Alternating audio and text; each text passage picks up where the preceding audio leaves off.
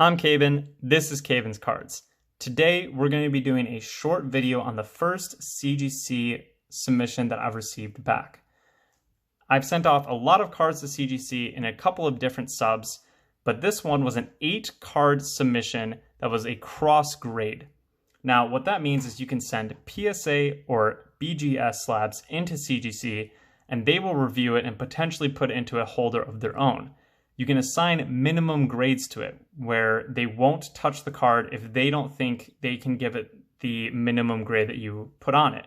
Now, your minimum grade can be anything you want. I could have said, hey, don't touch this card if you think you're going to give it less than a 3. Now, this one in particular, I said, don't touch this if it's going to get less than a Gem Mint 10. And they weren't able to give me that CGC grade, which is understandable since PSA 10 is usually going to be on a less worthy scale than a CGC 10. This might have been a qualifier for a 9.5, I don't know, but I didn't want it to be cracked unless it was going to get a CGC 10. So here we are, it's returned to me, it's going to go back in the collection. Potentially maybe I'll sell it and try to buy a raw one or another 10 to cross grade, we'll see.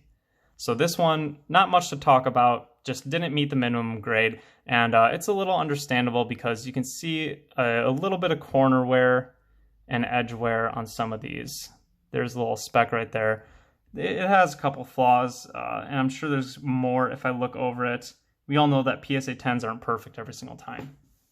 This one I sent in for a minimum grade of just a 9, which I actually was expecting to get it back in a CGC 9, but it didn't. And this one was a pretty cool one because there's a little ink error right there that I've actually seen on a couple of different cards of Squirtle. So I think it's a repeated error. I'm not actually sure if CGC has a special designation for it or if it would just get the ink error designation, which happens when there's just a random ink error on the card. But it didn't get the CGC 9 anyways. That corner is pretty rough right there. I think it's mainly the corners on these two cards that I sent in that maybe just didn't get the qualifiers. But we will set those aside and try to get CGC to take different ones. Now these ones, I actually did not give the same minimum grade that was on the card, and there's a specific reason for that. These, I was okay getting lower grades even if, I was okay getting a lower grade with CGC because of a very specific reason. And the reason is that these were 1999 through 2000 cards, commonly known as 4th print of the base set, and PSA does not recognize that on their labels. So you can see here on this label it says base set unlimited, it gives the card number for Arcanine, he's the 23rd card, and it says 1999 through 2000 there. And that's a very important difference because you can see here, this is a PSA card, this is a base set Charizard that says 1999 Wizards. Now this Arcanine is also base set, and you can see it says 1999 through 2000 Wizards. And that is because it was from a specific print run. So this is how it really should look. This is just a normal base set label, but PSA does not give a special designation even when they grade a 1999 through 2000 card. You can see these look exactly the same, besides having the same name, besides having different names, of course. But when you look down here at this Ninetales, you can see that 1999 through 2000 Wizards. They're different cards with the same label. And that's a big reason why I was excited for CGC to be a competitor in the grading services.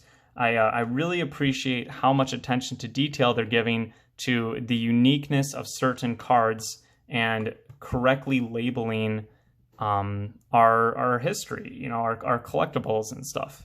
So these were actually cracked from PSA 10s. I didn't crack them, I sent them in as graded cards.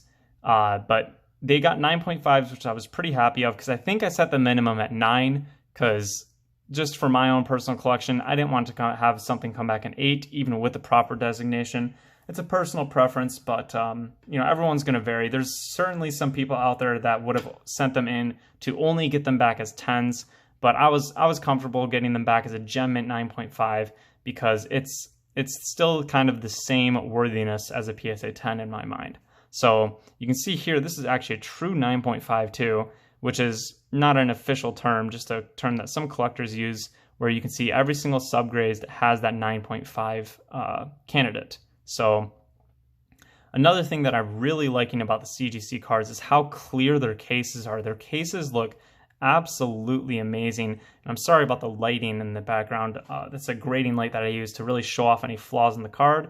And I thought it might be useful to look at some of these cards up close, but I can see that it's a little annoying as well. However, when I talk about the clarity of the card, you can see right there, if you look at this finger in the back, you can really see how foggy just the PSA case is. And it never really bothered me beforehand, but when I'm looking at these CGC slabs in front of me, I'm very, very appreciative of how clear this case is. And one thing that concerned me right away is sometimes grading companies will leave defects on their cases even when you get them right back from the grading company. So PSA slabs will come back scratched up. There can be dust inside. There can be a bunch of things. I've seen it all. Here's actually a good example of that. This is a BGS card that I got back just a couple of days ago. And you can see a huge strand of plastic that's inside the case. You can see I can't rub it off. And it's even on the front of the case, which is just extremely disappointing because, you know, if I was a grading company and I saw that card after I encapsulated it, I would undo the encapsulation and redo it because that's extremely displeasing aesthetically. And it was a really disappointing experience because I wanted to, you know, showcase this card in my personal collection. It was a gift to me. And I was really happy with the grade that it got. A 9 is very good on these Tomy cards. And it's just been a big disappointment. So, you know, I can send it off to get re-encapsulated, but that costs a lot of money and it means that the card's going to be out of my possession for a very long time. And it's just not something I'm looking forward to do. Now, I've looked over these CGC cases and I haven't really seen any scratching on the cases. I haven't seen any dust, any big errors like the plastic in that BGS case. And while this is only 6 cases in front of me, so that's not a huge sample pool, I'm very, very pleased with the quality that these slabs come back in. They were packaged extremely well from CGC, and there's no defects on the cards or the cases that I see so far. So we'll go over that more in detail on my next large submission, because that's a really crucial aspect that I don't think a lot of people will be thinking of or talking about, and it's a big selling point for CGC. I guess that's all there really is to talk about this card, and we're trying to keep it a short video, so let's move on to the next one.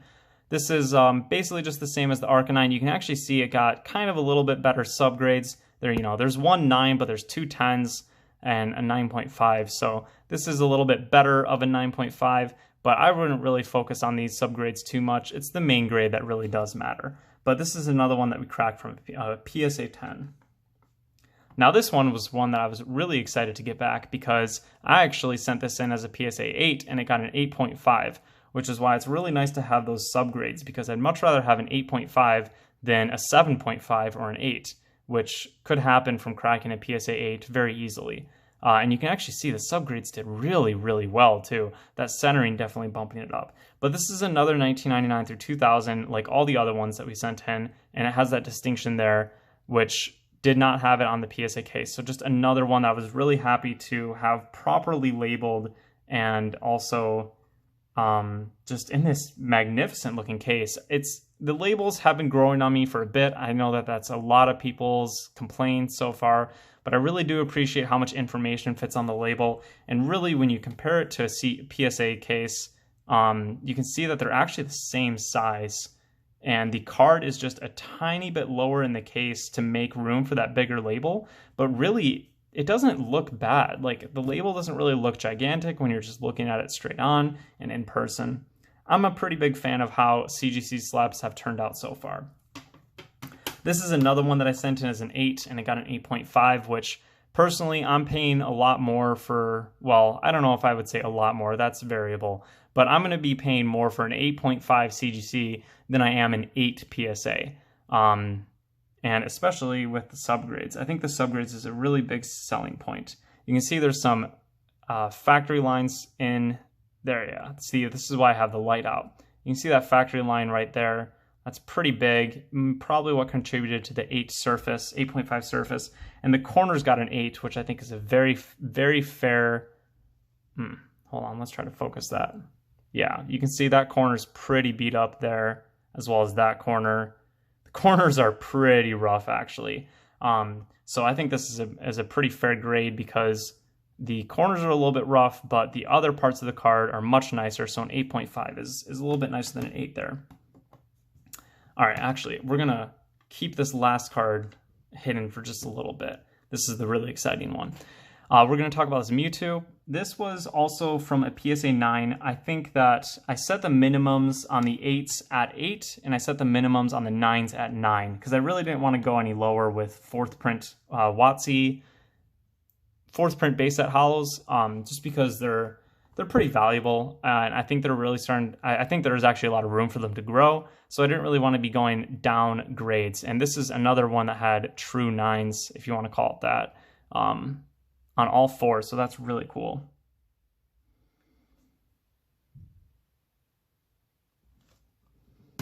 All right, this last one was one that I was extremely excited for.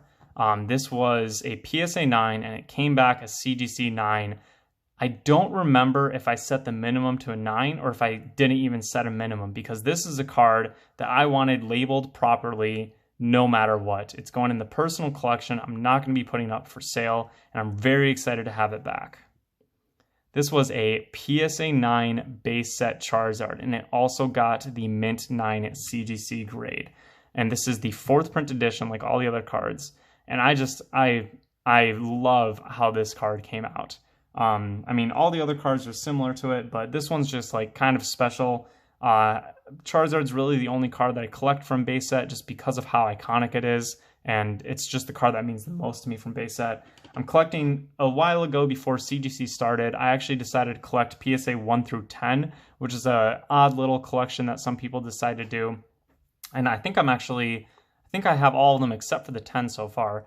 And this is going to be going right alongside of them because it's a really cool distinction. You know, to have a PSA 1 through 10 of base set Charizards, and I've got some other WotC Charizards as well, you know, to really build up your collection of WotC Charizards, I think this is a really important piece to have.